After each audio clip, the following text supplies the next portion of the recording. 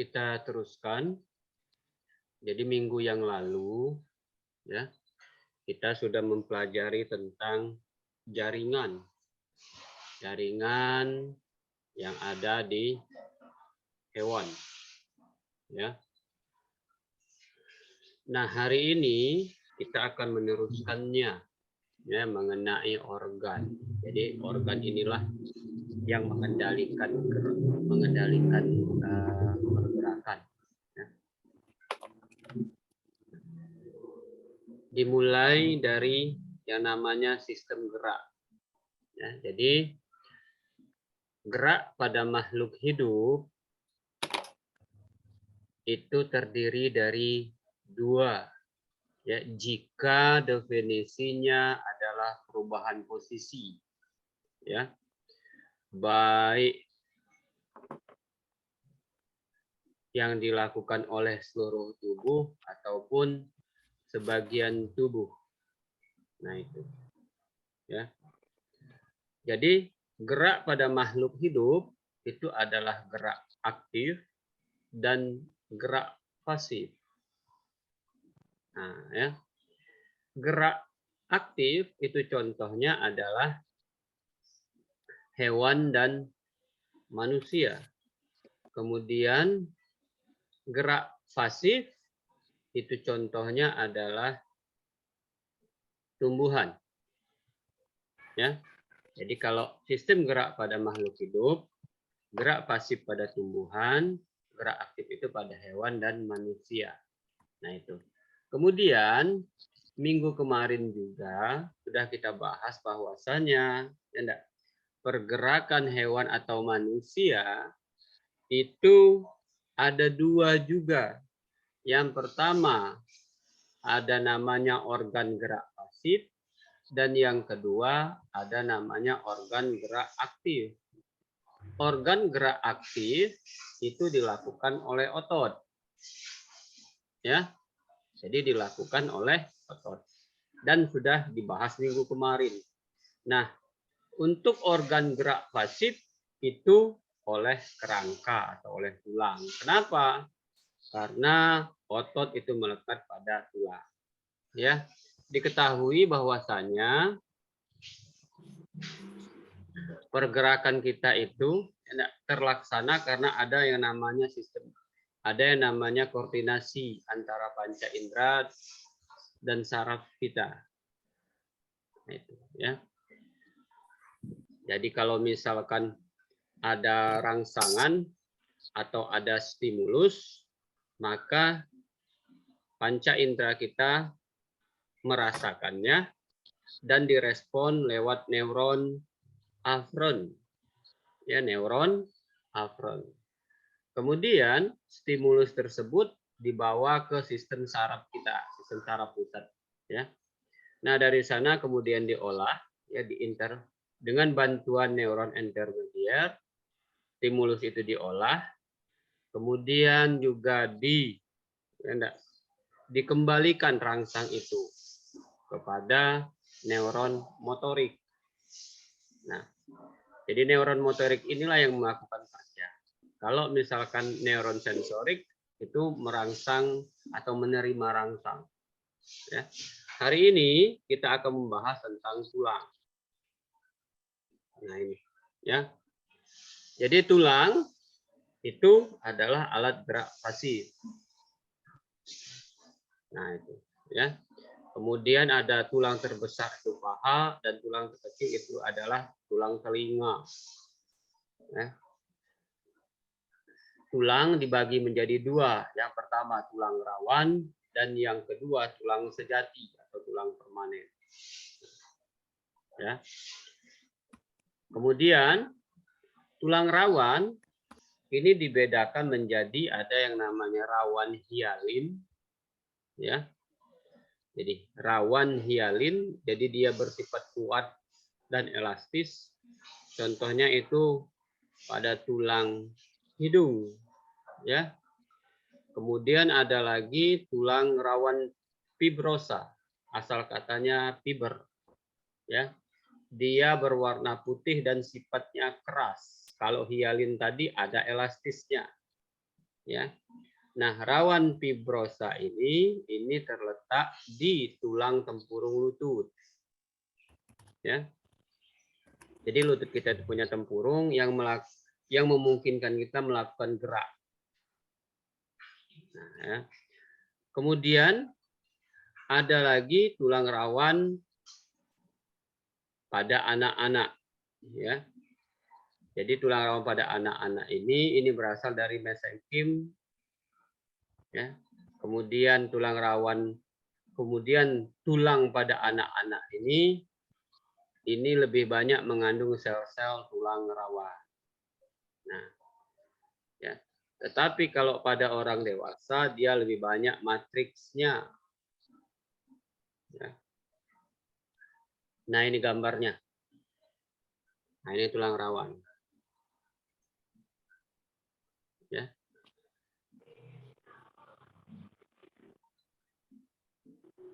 Nah, kemudian yang kedua itu adalah tulang sejati. Ya, atau tulang keras. Jadi dia sudah mengalami proses osifikasi. Ya. Sel tulangnya namanya osteosit. Kalau tulang sejati. Kalau tulang rawan namanya kondrosit. Ya. Nah, jadi beda. Jadi sel-sel nama tulang rawan itu adalah kondrosit. Sel-sel tulang sejati itu namanya osteosit. Nah, matriks tulang itu mengandung zat kapur, fosfat, dan serabut kolagen. Jadi kalau misalkan banyak zat kapur, ya artinya mengalami pengapuran. Jadi tidak boleh itu, ya mudah patah kalau banyak mengalami pengapuran. Ya, kapur, fosfat, dan serabut kolagen. Ya. Nah, untuk tulang keras itu dibedakan menjadi dua. Yang pertama tulang kompak, jadi dia padat, tidak ada celah, ya. Kemudian yang kedua itu adalah tulang spon, jadi tulang berongga. Nah, kalau kalian suka makan tulang sapi, yang tulang paha sapi, tulang pipa sapi, ya, yang di dalamnya ada sumsum, nah itulah dia tulang spon. Ya, jadi dia mengandung sumsum tulang atau sel-sel lemak. Nah itu. Ya. Kemudian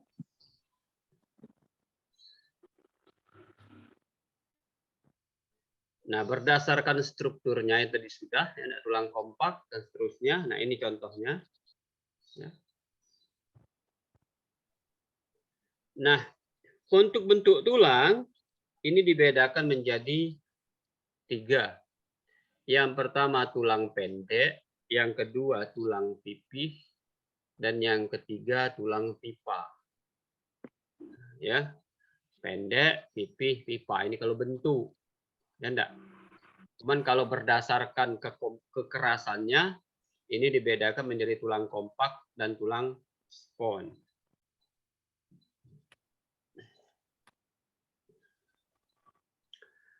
Nah, tulang pendek ya, biasanya itu di telapak tangan dan telapak kaki. Telapak tangan ini jari-jari kita dan telapak kaki serta ruas-ruas tulang belakang kita.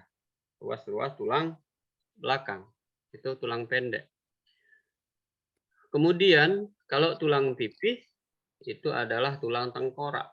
Nah, kepala kita ini. Ya. Kemudian tulang rusuk dan tulang belikat. Sini. Ya. Nah, yang terakhir adalah tulang pipa. Ya, namanya tulang pipa ya bentuknya seperti tabung. Nah, dia bulat.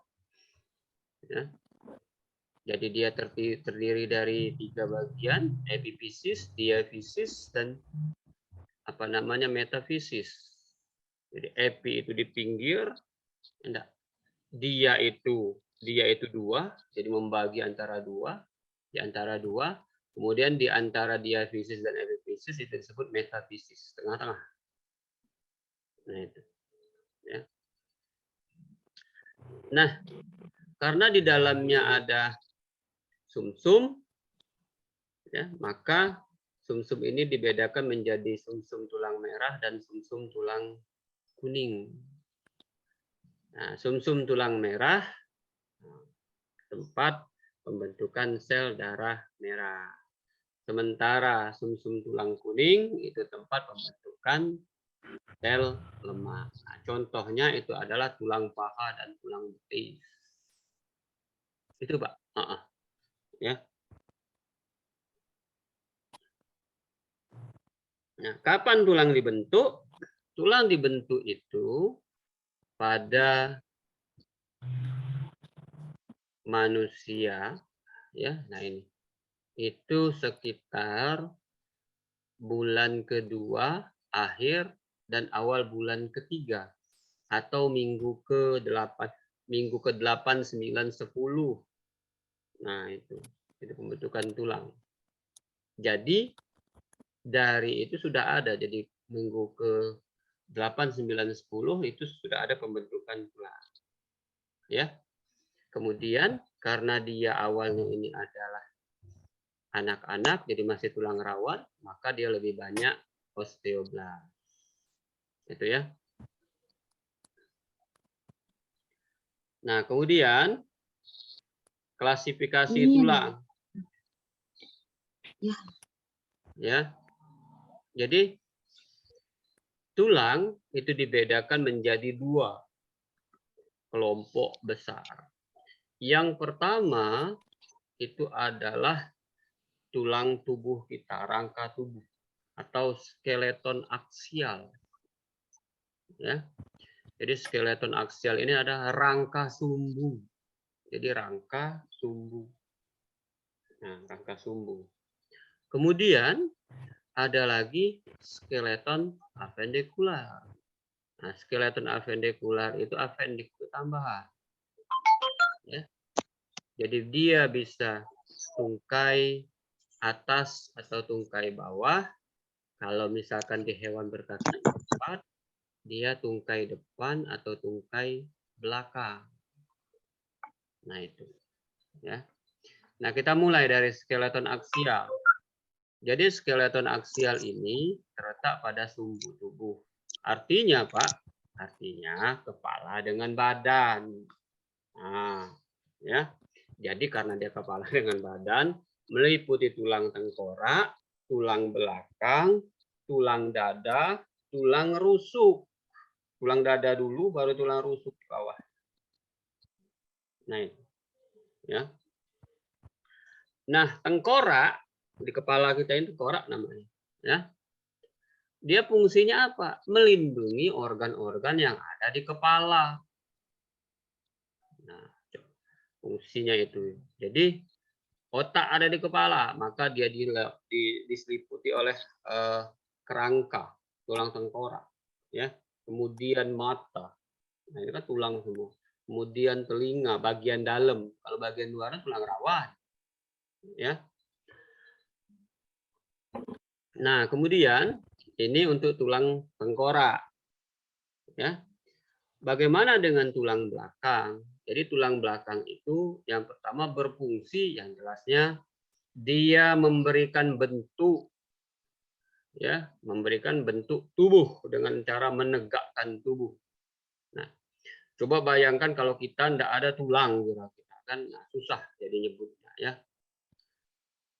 Dan dia merupakan tempat perlekatan, jadi tulang belakang ini tempat melekatnya tulang rusuk dan tulang dada di sini. Nah, itu, ya.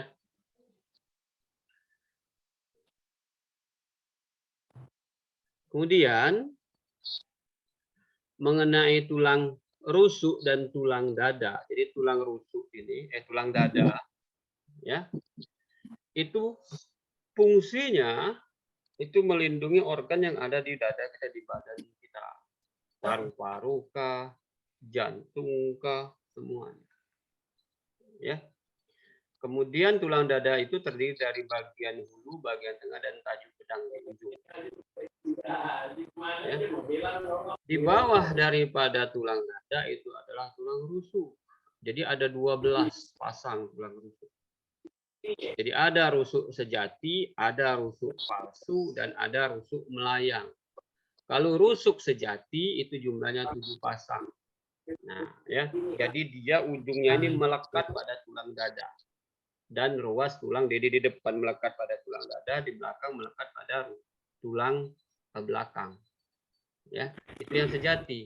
Kalau yang palsu dia 3 pasang, dia menyambung, nah, ya, melekat pada tulang rusuk yang di atasnya. Nah, jadi seperti percabangan. Ya. Dan yang terakhir ini adalah tulang rusuk melayang, jadi terdiri dari 2 pasang. Ya, jadi dia melayang, tidak nyampe selesai tulang ini. Ya, jadi pada bagian depan itu tidak melekat pada tulang manapun. Nah, tapi pada tulang belakang, pada bagian belakang tulang rusuk ini melekat pada tulang belakang. Jadi di bawah sini. Ya. Nah, jadi dia melindungi organ di sini. Perut, kenapa nggak dilindungin? Ya karena perut kita itu elastis. Jadi kalau kita makan, melar perut kita. Ya, kalau misalkan perut itu ada tulang pula, susah kita. Ya, susah melakukan mobilitas. Itu ya. Itu skeleton aksial. Nah, kemudian ada lagi yang kedua itu adalah skeleton appendix. Ya, nah ini. Ya, skeleton appendix. Nah, skeleton appendix ini, kata saya tadi, terdiri dari tungkai. Tungkai atas, tungkai bawah, tungkai depan atau tungkai belakang. Ya. Tungkai atas dia berhubungan dengan bahu. Ya. Tungkai bawah berhubungan dengan pergelangan panggul. Nah, ya. Nah, ada pun fungsi tulang. Apa fungsi tulang? Yang pertama, dia tempat melekatnya otot. Ya. Karena dia tempat melekatnya otot, maka dia melaksanakan fungsi yang kedua sebagai alat gerak pasif. Pak, otot kalau misalkan nggak lekat ya nggak berjalan gitu. Ya. Kemudian dia berfungsi menopang tegaknya tubuh. Ya. Membentuk tubuh. Jadi dengan adanya tulang inilah, oh ini seorang manusia. Itu kata saya tadi. Oh ini sapi. Bagaimana sapi kalau tidak ada tulang? Nah, jadi kalau misalkan di hari raya Idul Kurban, kalian lihat bagaimana kalau sapi tidak ada tulang? Jadi seonggok daging, Pak. Iya, jadi seonggok daging. Nah, itu ya. Nah, kemudian dia tempat pembentukan sel darah merah, ya, sumsum tulang merah dan sumsum tulang kuning tadi, ya. Kemudian dia tempat penimbunan zat-zat mineral. Nah, ini, ya. Kemudian ada lagi hubungan antar tulang. Ya. Jadi dia dihubungkan dengan yang namanya sendi.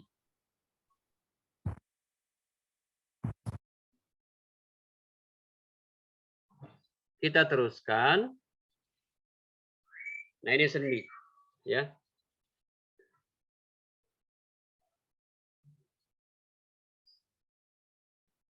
Jadi sendi itu ada sendi ampiatrosis, ada sendi sinatrosis, dan ada sendi diatrosis. Ya. Nah, kemudian bagian-bagian sendi penyambung antar tulang itu ada yang namanya ligamen. Ligamen itu menyambung ujung tulang. Kemudian ada kapsul sendi, ya. Kemudian ada yang namanya ruang sinovial yang berisi minyak sinovial. Jadi kalau sudah tua kadang-kala nyeri lutut. Nah, itulah dia karena minyak sinovialnya berkurang. Ya, kalau dipaksakan dia bengkak, maka dia berisi cairan yang bukan cairan minyak sinovial. Nah, itu harus dibuang cairan itu. Ya. Kemudian ada lagi tulang rawan hialin. Ya, jadi berfungsi melindungi kedua ujung tulang. Nah, jadi kalau misalkan kalian sering makan ayam yang ada putih-putih itu, nah itu dia. Ya, tulang rawan hialin. Ya. Nah, ini sendi-sendi, ada sendi peluru, ada sendi pelana, ada sendi engsel, sendi putar, sendi luncur. Kemudian kita teruskan ke kelainan sistem gerak. Jadi kelainan sistem gerak. Jadi kadangkala kita itu susah bergerak yang pertama karena kram. Jadi kram itu diakibatkan otot kelelahan. Ya. Kalau bahasa ininya tonus otot. Ya. Kemudian ada lagi antrofi otot. Jadi antrofi otot ini otot tidak berkembang. Kenapa? Karena dia terkena penyakit polio. Ya. Kemudian ada lagi kaku leher, stiff. Ya. Hal ini karena gerakan tiba-tiba sehingga otot menjadi tertarik. Seperti salah bantal itu, mungkin adalah. Ya. Kemudian ada lagi hernia abdominal. Nah, turun berok, ya turun berok itu hernia abdominal. Ya. Nah, itu kelainan pada sistem gerak. Kemudian kelainan pada tulang, ya. Yang pertama itu nama penyakitnya artritis. Nah, akibatnya yang pertama itu adanya asam urat, jadi sendu kita kaku, ya. Jadi sendi-sendi kita ini, jari-jari, tangan kaki kaku. Ya. Jadi sama seperti kalau kena cikungunya juga agak kaku. Nah, tetapi penyebabnya berbeda, ya. Kemudian yang kedua itu adalah terjadi penumpukan kapur. Terjadi penumpukan kapur. Ya. Nah, ini gangguan pada tulang sendi. Yang pertama itu retak, patah, ya, dan tulang mati. Nah, tulang mati. Ya. Nah, yang terakhir ini adalah sistem pencernaan. Ya. Jadi sistem pencernaan ini ada 3, ya, prosesnya. Yang pertama itu agesti, yang kedua itu digesti, yang ketiga itu egesti. Yang dimaksud dengan agesti adalah proses memasukkan makanan, melumatkannya, dan membuatnya menjadi bubur kecil. Itu dilakukan di mulut, ya, dengan kerja mekanik oleh gigi dan kerja enzimatis oleh saliva, ya, salivarius, air ludah. Ya. Kemudian setelah dikunyah 32 kali, ya, maka dikirimkanlah makanan itu. Ya. Dan dimulailah proses yang namanya egesti, proses yang namanya digesti, ya, proses mencerna. Jadi mulai dari lambung. Ya. Nah, di lambung ini kan ada yang namanya HCl. Nah, itu. Jadi ada yang namanya asam lambung, ini HCl, asam klorida. Fungsinya apa? Itu untuk mematikan bakteri kalau misalkan ada. Ya. Nah, setelah dari lambung, maka dia dialirkan ke usus. Ya.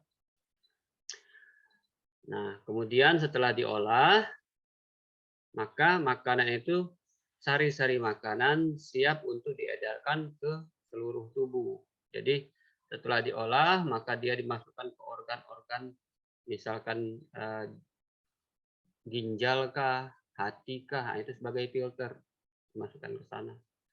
Kemudian baru ikut ke sistem peredaran darah untuk diedarkan ke seluruh tubuh.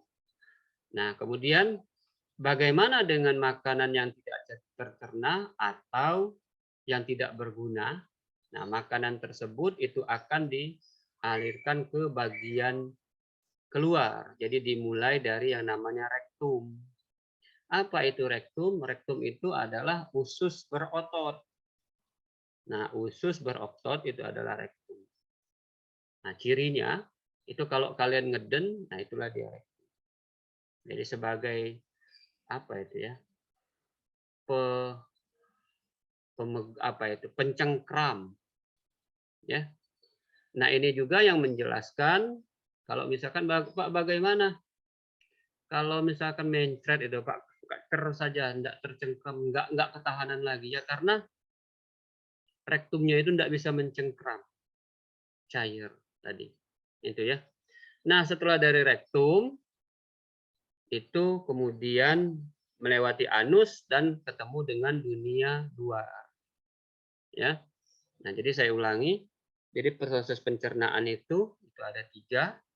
Yang pertama agesti, kemudian yang kedua digesti, dan yang ketiga itu adalah egesti. Ya.